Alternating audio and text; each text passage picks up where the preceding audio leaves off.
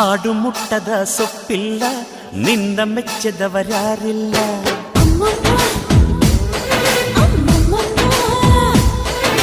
ಜೇನಿಗಿಂತ ಸಿಹಿ ಬೇರಿಲ್ಲ ನಿನ್ನ ಮುದ್ದಿಗಿಂತ ಸಿಹಿ ಬೇಕಿಲ್ಲ